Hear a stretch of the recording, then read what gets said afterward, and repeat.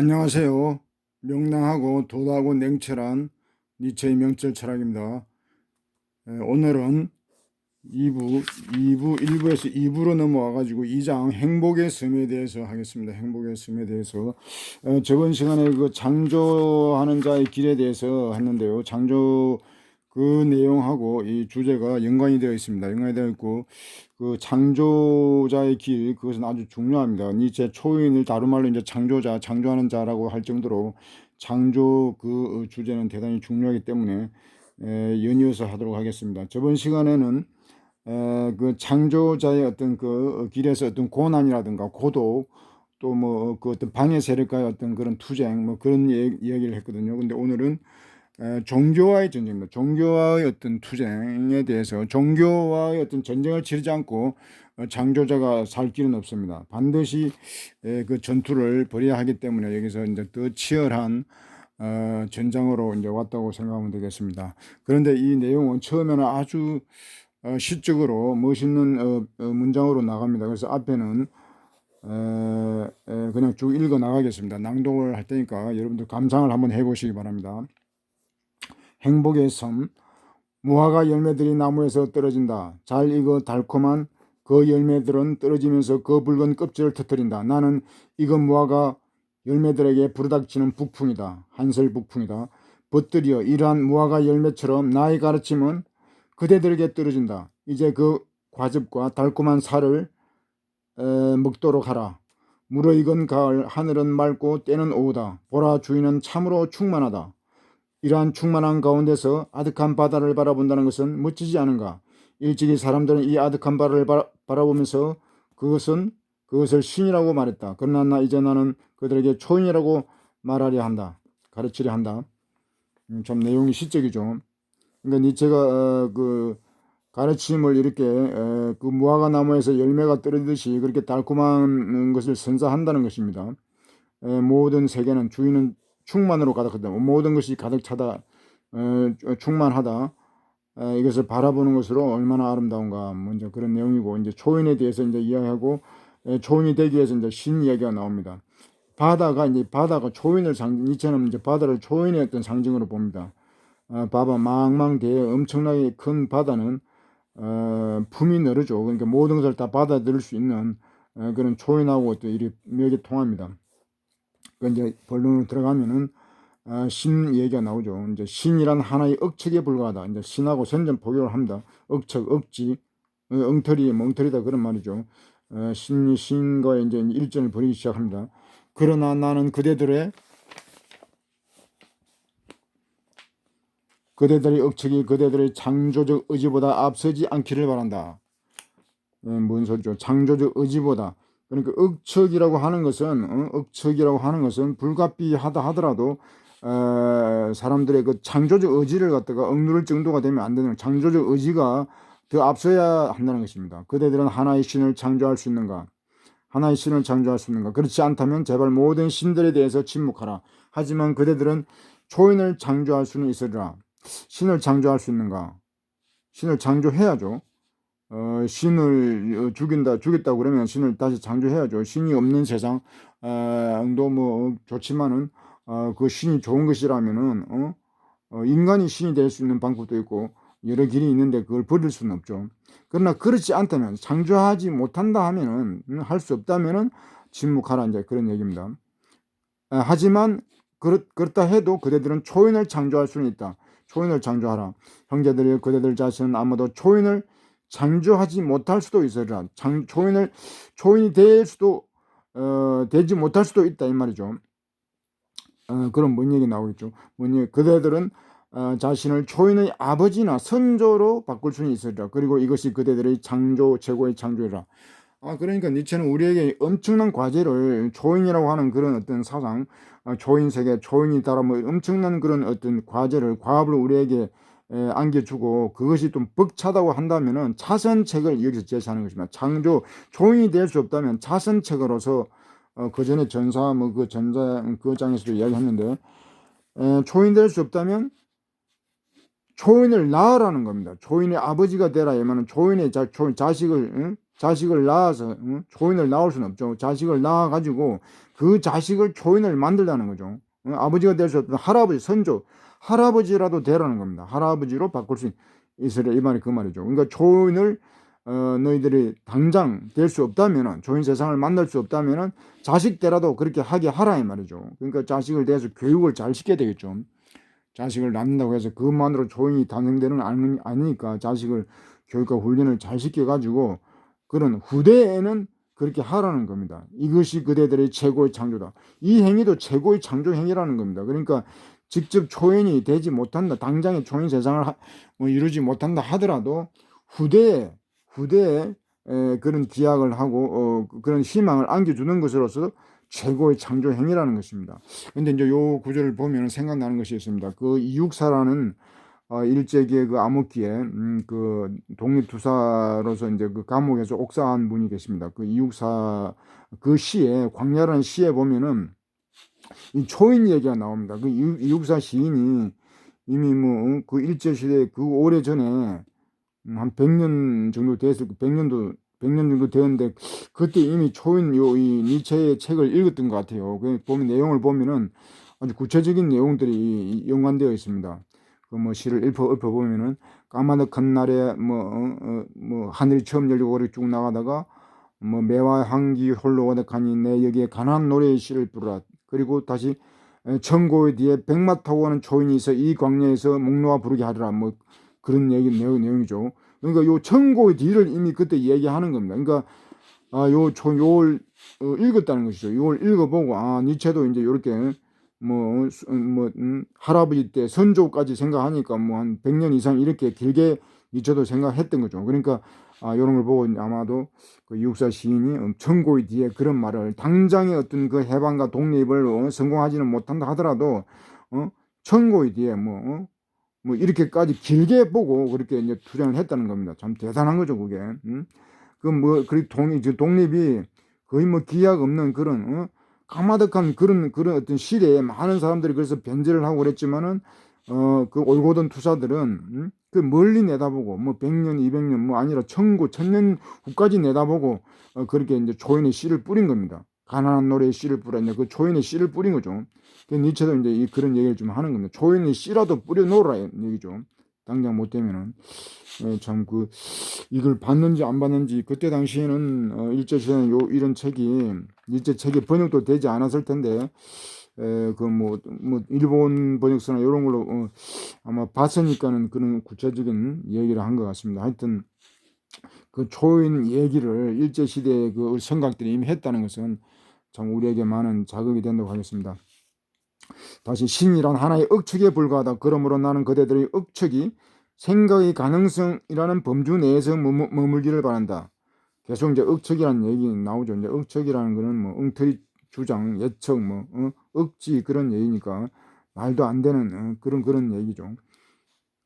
생각이라는 범주 내, 그러니까 그 신이라는 것을 생각을 하지 말라는 건 아니죠. 생각의 범주 내에만 가더라. 그러니까 이걸 가지고 뭐 실천한다는가 그렇게는 하지 말라. 생각의 범주 내에서만 가둬두라. 그런 얘기입니다. 그대들은 신을 사유할 수 있는가? 만물을 인간이 생각할 수 있고 볼 수 있고 느낄 수 있는 것으로 변화시키는 것. 그대들은 그것을 진리의 의지라고 불러야 한다. 그대들은 자신의 감각을 그 궁극에까지 사유해야 한다. 신을 사유할 수 있는가? 당연히 할 수 있죠. 근데 요 내용은 신적으로 사유할 수 있는가 그 말입니다. 신을 사유할 수 있는가, 이거는 신적으로 신과 같이. 그러니까 이 얘기가 뭐냐면은 인간은 지금도 마찬가지입니다만은 낙타의 시대가 니체 시대 뭐 지금까지도 낙타의 시대이기 때문에 낙타라는 존재는 노예거든요. 노예라는 것은 생각을 하는 존재가 아닙니다. 생각도 할 수 없고 행동도 할 수 없고 아무것도 할 수 없는 그냥 기계 같은 존재가 낙타인 거죠.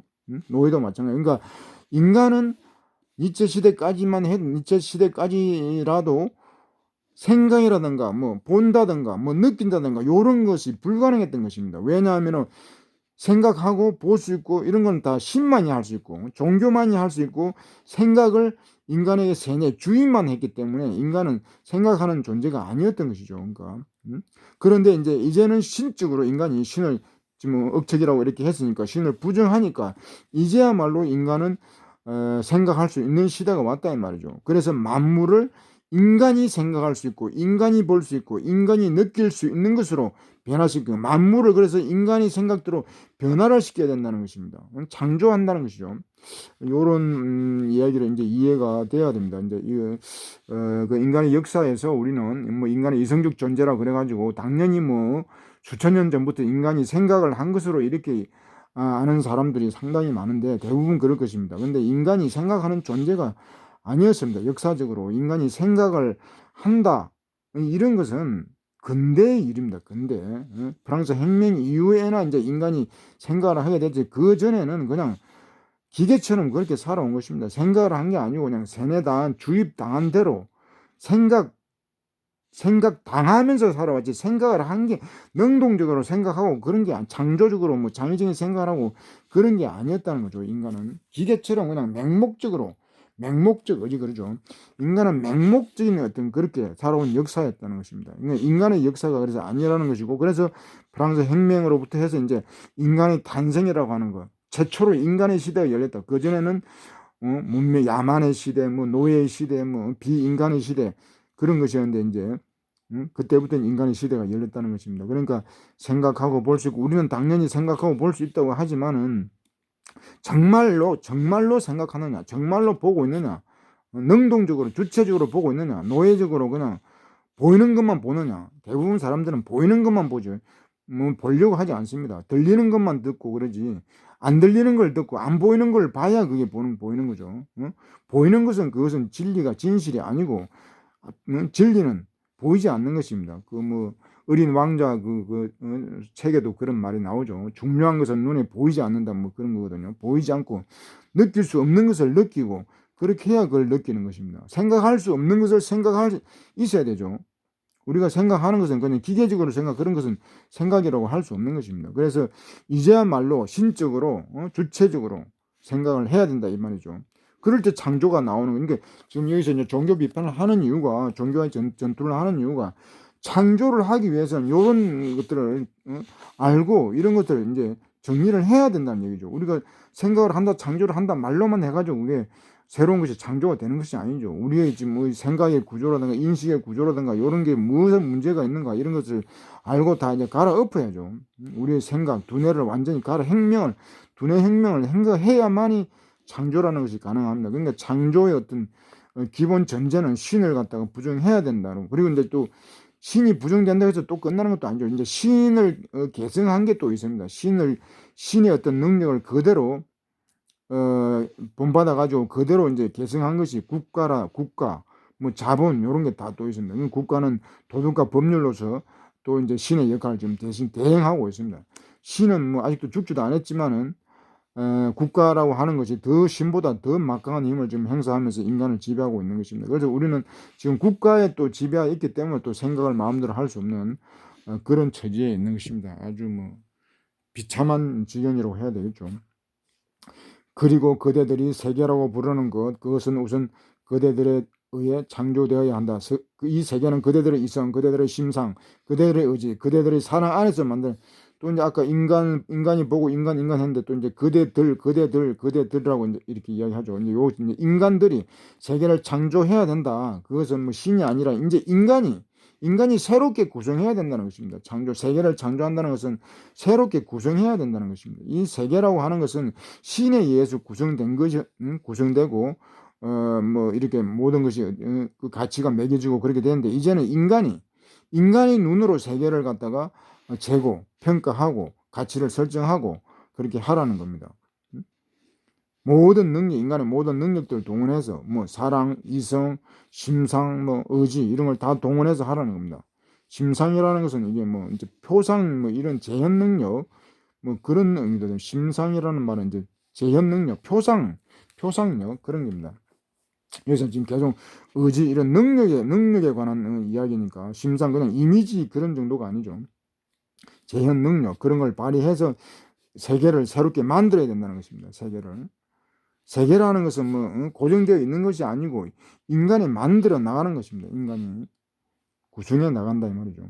칸트가 이제 그런 얘기를 아마 처음으로 한 것 같습니다. 세계를 구성해야 된다는 거. 신이 구성했고 이제 인간이 구성해야 된다. 이제 칸트가 그런 면에서는 대단히 위대합니다. 그대들 인식하는 자들이요. 그러면 그대들은 그대들의 행복에 도달하게 되는. 그러니까 여기 이제 제목이 행복의 섬인데, 행복이라는 것도 이렇게 창조를 할 때만이 행복이라는 거 오는 거지.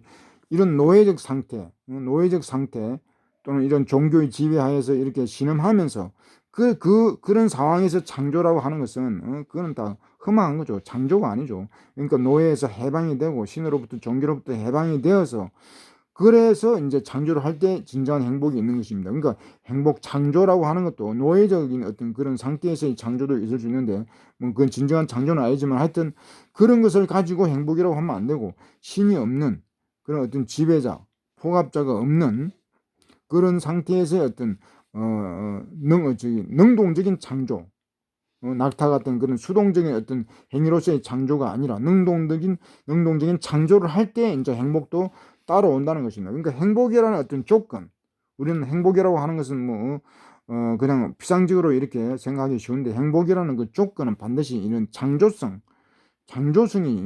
전제되어야 하는 것이죠. 또 창조를 하기 위해서 이제 주체라는 말이 또 이제 들어가야 되고, 그러니까 주체적이지 않으면은 행복이라는 것도 없는 것입니다. 노예적 상태에서는 행복이 있을 수 없죠. 근데 이제 현대인은 어떤 노예적인 그런 상태에 있으면서 그걸 이제 행복이라고 하는데, 그것은 아주 오판하는 것입니다. 여기서 이제 인식이라는 말이 나오는데, 인식이라는 말은 저번에도 얘기했지만은 뭐 통달하다, 그런 깨닫다, 뭐 그런 의미도 되고, 철학을 인식론이라고, 이런 철학을 대표했던 것이 이제 인식론, 17세기 그때부터 이제 인식론이, 철학의 한 분야 중에서 인식론이 있는데, 그 인식론이 철학을 대표한 적이 있습니다. 그래서 여기서 이제 인식이라는 말은 그냥 철학하는 자, 철학이라고 이렇게 생각을 해도 됩니다. 인식이라는 넓은 의미의 그냥 암 전체인데 이제 철학에서 말하는 인식이니까, 요 철학책이니까 철학에서 인식이라고 했을 때는 또 철학적 인식, 그래 철학하는 뭐 그렇게 보면 되죠. 그러니까 그냥 뭐 평범한 일반적인 그런 인식이 아니라 철학적인 인식하는 자들, 좀 수준 높은 이제 수준이 있는 건 자들이죠. 이러한 희망도 없으면서 어떻게 삶을 참고 견디려 하는가? 도저히 파악할 수 없는 것 속에서, 비성적인 속에서 그대들이 태어나야 할 까닭은 없는 것이다. 그러니까 종교의 지배하에 신의 어떤 그런 치하에서는 희망이 없는 것이죠. 신이 모든 것을 결정하고 했기 때문에 인간이 뭐 창조할 것도 없고 희망을 가질 것도 없는 것입니다. 모든 것이 다 결정되고 지배를 받는 상태에서 어떤 희망이라는 것은 그거는 노예적 희망밖에 없는 거죠. 노예적 희망. 도저히 파악할 수 없는 것 속에서, 그러니까 신이 모든 것을 뭐 결정해 버리니까 뭐 파악하고 자시고 할 것도 없는 거죠. 비성적인 것 속에서, 신의 지배니까 비성적이죠. 태어나야 할 까닭이 없다. 그렇게 살아야 할 이유도 없다는 것입니다. 벗들이여 그대들에게 내 마음을 모두 드러내어 밝히리라. 만일 신들이 존재한다면, 이 아주 폭탄 선언을 하고 있습니다. 만일 신들이, 니체가 지금 이 선언을 하는, 만일 신들이 존재한다면 어떻게 내가 신이 아니라는 것을 견딜 수 있겠는가? 신들이 존재한다면 어떻게 내가 신이 아니라는 것을 견딜 수 있겠는가? 이제 뒤에 그렇게 나오는데, 이게 대단한 이야기입니다. 신이 존재한다면 그래. 그러면 신이 존재하지 않는다면 역시 내가 신이 어떻게 아니 될 수 있겠는가? 신이 없는데 그럼 그 신의 모든 것을 갖다가 그대로 폐기 처분하고 뭐 그렇게 할 것인가? 그 신의 어떤 고귀한 가치들도 분명히 있는 거니까 그것은 인간이 또 도로 차지할 수 있는 것이죠. 신이 존재하건 하지 않건 인간이 신이 될 수 있다는 것입니다. 요 뒤에 이제 구체적인 것은 뒤에 4부에 이제 그런 내용이 나옵니다. 인간 이거 초인이죠. 요거 이제 중요한 이유가 초인과 직접적인 관련되어 있기 때문에 한번 뒤에를 보겠습니다. 4부. 이 4부에 보면은 이제 그런 얘기가 나옵니다. 이따위 신은 꺼져라. 신은 사라져라. 차라리 신이 없는 게 낫다. 차라리 혼자 힘으로 운명을 만들리라. 차라리 내 자신이 신이 되라. 요 이야기 나오죠. 신은 꺼져라. 혼자 힘으로 운명을 개척하겠다. 내 자신이 신이 되겠다. 지금 이 얘기가 뭐죠?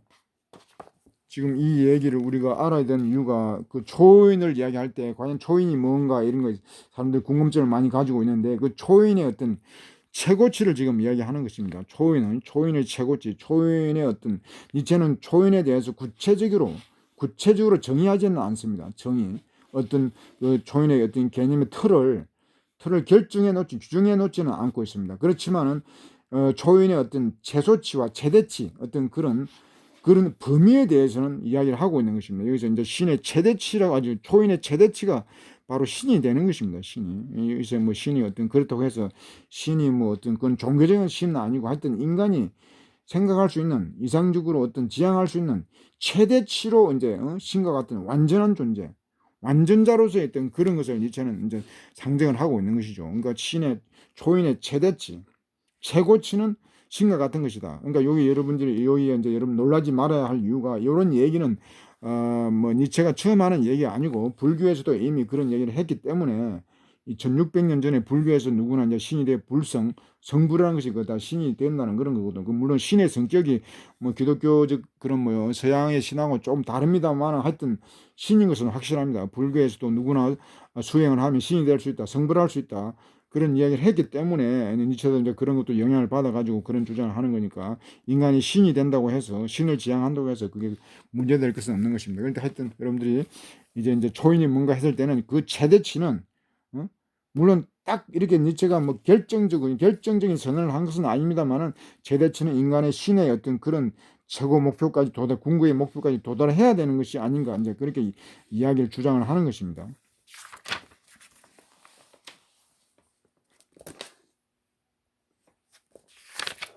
아닌 것을 어떻게 견딜 그러므로 신들은 존재하지 않는 것이다. 그러니까 요 이야기를 하는 거는 그래서 신들이 존재하지 않는다는 것입니다.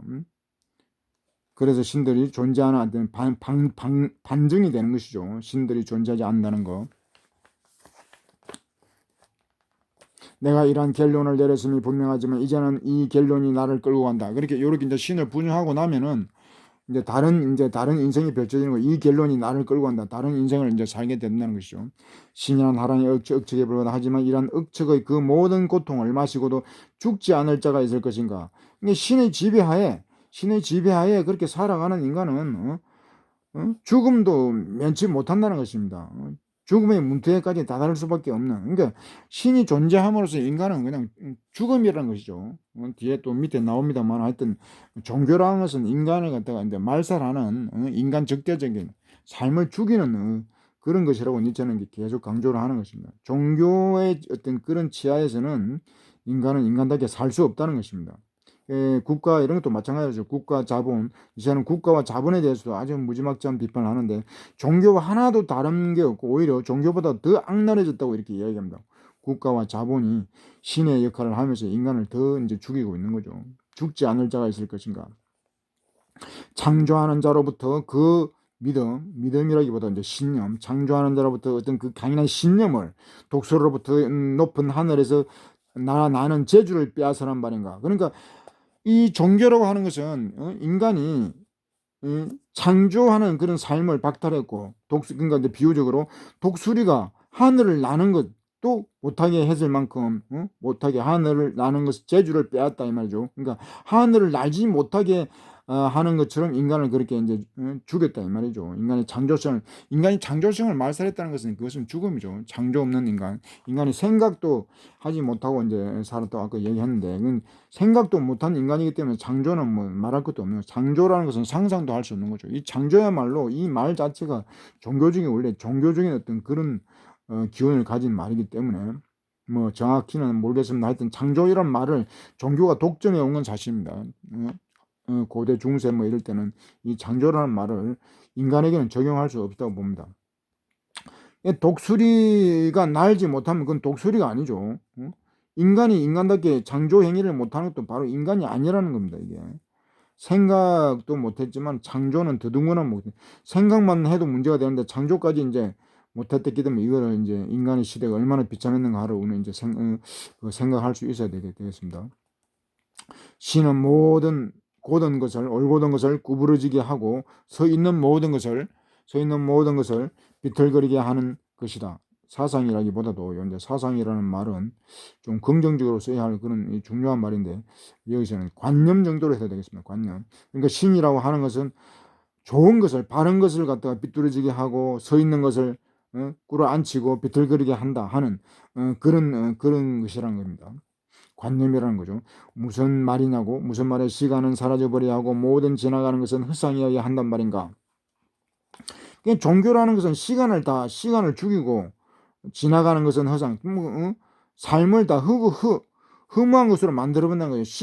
종교에는 시간이 끝이 있죠. 시간의 직선사관이라고 그러는데, 시간이 끝이 있기 때문에, 시간은 사라지게 되는, 모든 것은 끝나는 거고, 그 현실이 다 허무하고, 저편 세계만 실제라고, 진짜라고 하기 때문에, 지나간 것은 다 허무하다고 이렇게 이제 가르치는 거죠.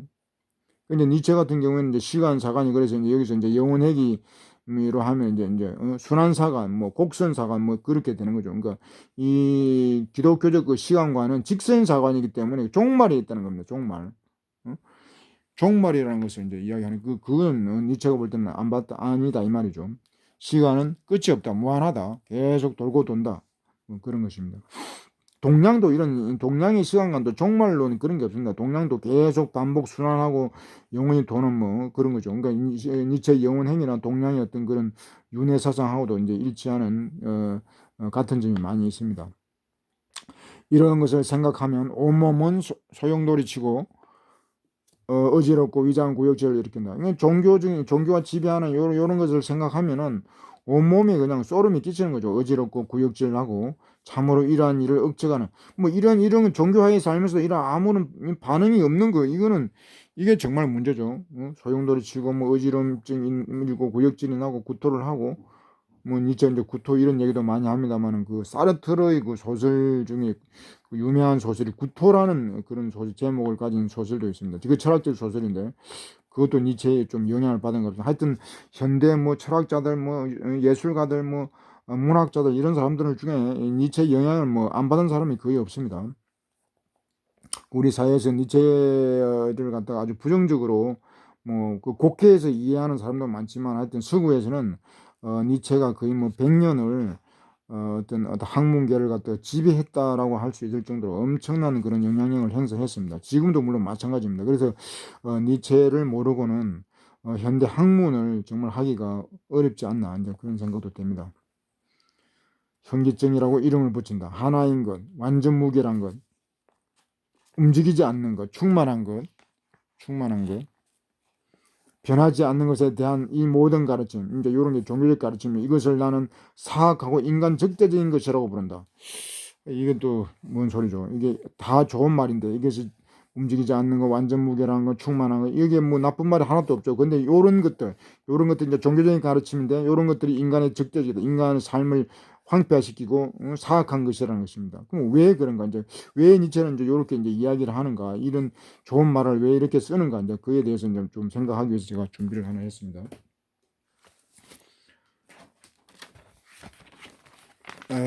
진짜 니체는 이제 언어 철학이라고 하는 것이 있습니다. 이 언어 철학, 니체 철학을 이해하기 위해서는 이 언어 철학에 대해서도 조금 우리가 이해를 할 필요가 있습니다. 이제 언어 철학이라고 하는 것은 인간의 언어에 대해서는 한계성, 이런 한계를 이제 지적하면서 이제 철학적으로 깊이 파고든 어떤 현대 철학의 조류입니다. 니체는 이미 현대의 언어 철학, 또 다른 말로 분석 철학이라고 하는데, 요 이제 분석 철학의 어떤 그 성구를 니체가 이제 성구자라고 할 수 있죠. 그 모든 언어가 이제 언어 철학에서는 모든 언어라고 하는 것이 이 언어의 속성이 대단히 애매하다는 어떤 그런 전제를 하고 이제 이야기를 합니다.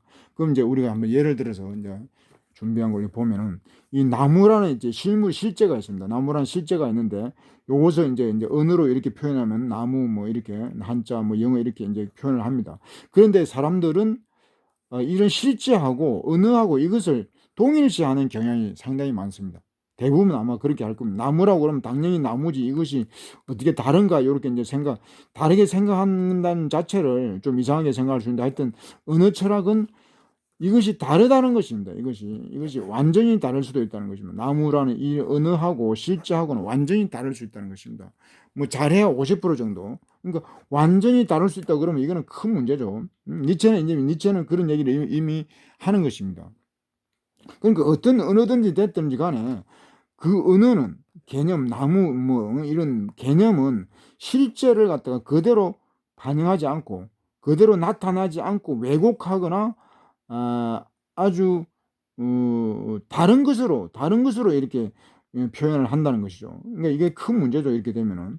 근데 사람들은 그런 것을 모르고 대부분 이것이 일치하는 것으로, 당연히 일치하는 것으로 하는데 그렇지 않다는 것입니다. 그래서 이제 그 예를 내가 이야기해 보면, 우리는 생화라고 하는 것, 꽃하고 생화하고 조화라는 것의 어떤 차이를 압니다. 그리고 신체라는 거하고 시체라는 것도 차이를 압니다. 이것은 천지 차이죠. 신체와 시체. 그리고 생화와 조화에 대해서는 헷갈릴 수도 있는데요. 조화를 뭐 더 아름답다고 이렇게 말하는 사람들도 있어요. 그러나 요거는 말도 안 되죠. 어벙성설이죠. 생화하고 조화는 이것도 천지 차이입니다. 왜냐하면 이 생명이 있고 없고의 차이고, 신체하고 시체도 같은, 겉으로는 다 같은 거지만은 생명이 있고 없고의 차이는 천지 차이고 완전히 다른 거죠. 이것도 완전히 다른 겁니다.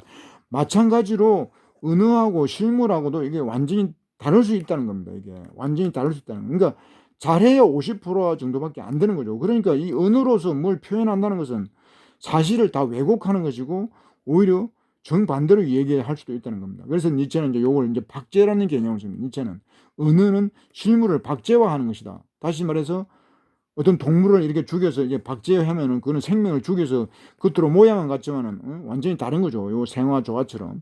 그러니까 실물을 박제화하는 거, 박제화하는 것이 그게 언어라는 것입니다.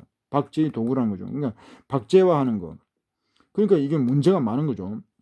그래서 니체는 이제 이런 언어의 한계를 직시하고, 그래서 이제 니체의 언어에는 이런 논리적인 언어보다도 논문 형식의 그런 어떤 치밀한 어떤 논리 구성을 하지 않고 비유법을 이제 드는 겁니다. 비유. 그럼 비유법으로, 은유법으로 또는 뭐 메타법 이런 일 하는데, 하여튼 비유를 들어가지고 그렇게 설명을 하면 어떤 효과가 있는지 이렇게 직접적으로 이런 언어를 가지고 하면은 사태를 왜곡할 수 있다면은, 그래서 니체가 이제 생각한 것이 비유법인데, 이제 문학적인 표현법이죠. 비유를 했을 경우에 이제 어떤 효과가 나는지 한번 봅시다. 니체는 초인을 아이에 비유했습니다. 초인을 아이라고 했죠. 그런데 이제 아이를 또 이제 니체는 뭐에 비유했냐면은 그 수레바퀴 스스로 굴러가는, 이 바퀴가 가만히 있는 게 아니고 스스로 굴러가는 수레바퀴로 했거든요. 그러면 수레바퀴를 이렇게 이제 비유를 했는데, 그러면 이렇게 했을 때 우리는 어떤 이해를 할 수 있을까요? 요렇게 개념으로 했을 경우에는 딱 떨어지기 때문에 뭐 크게 다른 해석을 할 여지는 별로 없습니다. 근데 이렇게 비유를 하면은 수레바퀴다, 초인이 수레바퀴다 이렇게 했을 때는 엄청난 이제 해석이 나오는 것입니다. 뭐 수십 가지, 수백 가지 해석을 할 수 있는 거죠. 그러니까 스스로 굴러간다는 것은 이제 능동성, 자동성을 얘기하는 거죠. 그건 자동이죠. 자발적으로. 그럼 그것은 또 이제 주체적인 것이죠. 누가 뭐 시켜서 하는 것이 아니기 때문에 능동적인 거. 주체라는 것은 또 주도적인 것이고, 주도하다 보면 또 지도하는 것이고, 이것도 자활적인 거, 자생자화, 뭐 자자 들어가는 이런 건 다 해당이 되는 겁니다. 그리고 이제 또 독립하고도 또 주체 독립하고도 또 갈리는 독창, 뭐 독보적인 여러 가지 또 나오는 거죠. 그러니까 이런 바퀴라고, 스스로 굴러가는 바퀴다 이렇게 이야기함으로써 엄청난 이런 효과를 거두는 것입니다. 그래서 니체는 비유법을 통해서 이제 철학을 이렇게 하는 것이죠.